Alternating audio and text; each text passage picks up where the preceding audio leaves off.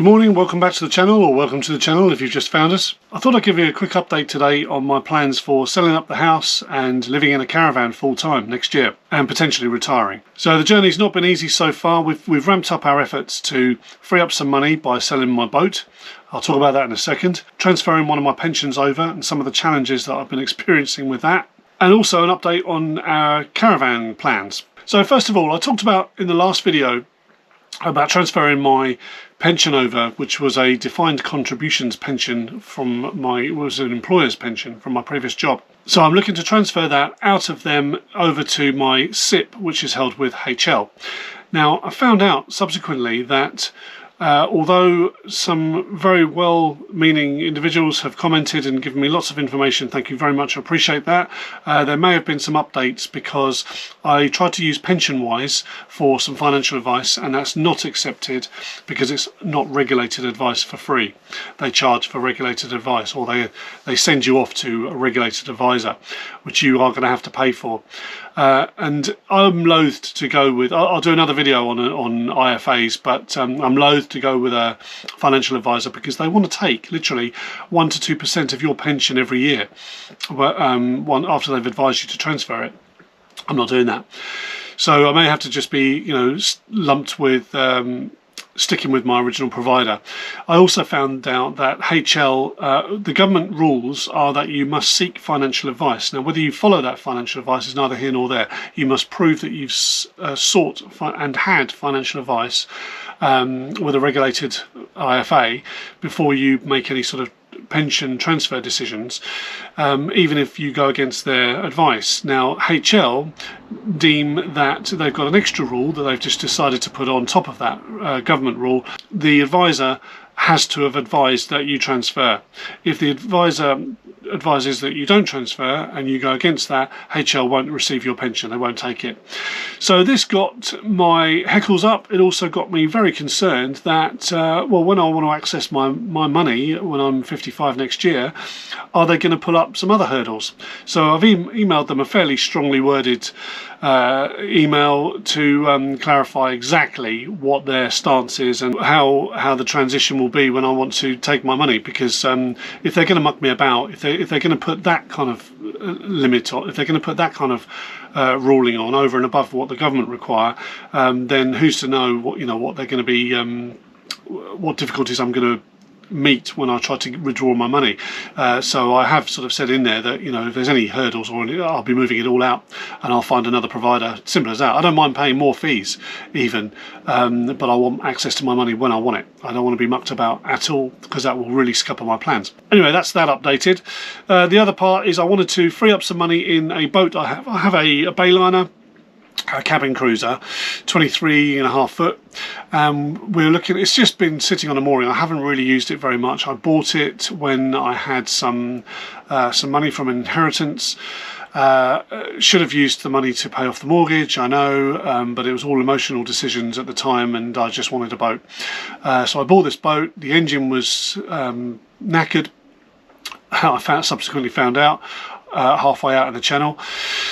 That's a different story. And then spent £5,500 getting the engine rebuilt. So it's got a pretty much brand new engine in it, barely less than 20 hours use, probably even less than that, but that's an estimate. But I just haven't had the time to use it because of work. I probably would have more time to use it next year, but if I can't sell it for what I want for it, I will keep it because it's very, very cheap to moor. I'm a member of a club and I've managed to secure a very decent mooring. But I had a broker come down to the boat and have a look at it, and because the upholstery is not pristine, for all these people that want boats so they can photograph themselves on TikTok and everything else and make themselves look really, really rich. It's not one of those kind of boats. The upholstery is a little bit tatty, but it runs perfectly fine.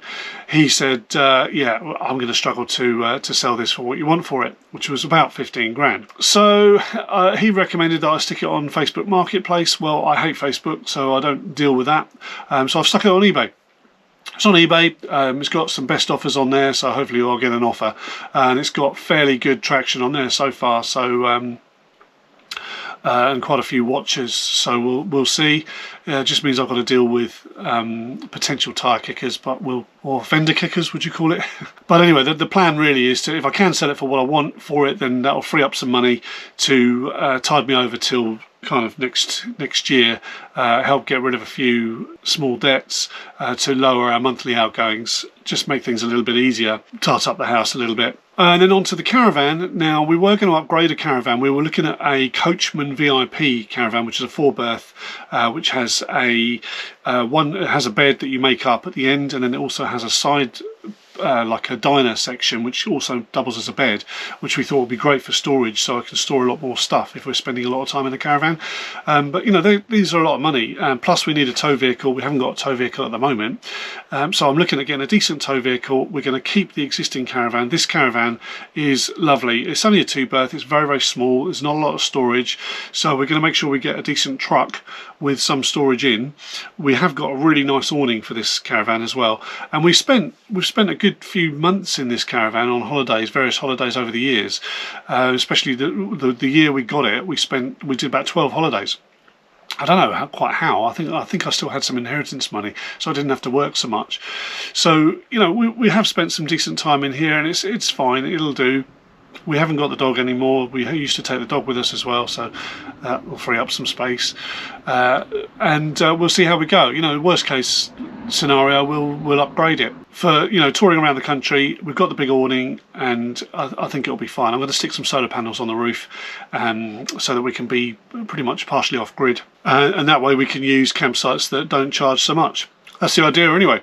So yeah, that's just pretty much the update. For anyone who's got this far and wondering what on earth is he talking about, just to explain, my name's Steve. I'm documenting my progress towards leaving, selling up my house, leaving the UK next year potentially, but in the meantime we're going to be touring the UK in a caravan, so we'll be using a family address as a base, and then we'll be travelling around the UK, all the places that we haven't been to that we really want to visit, and maybe some family as well who live away.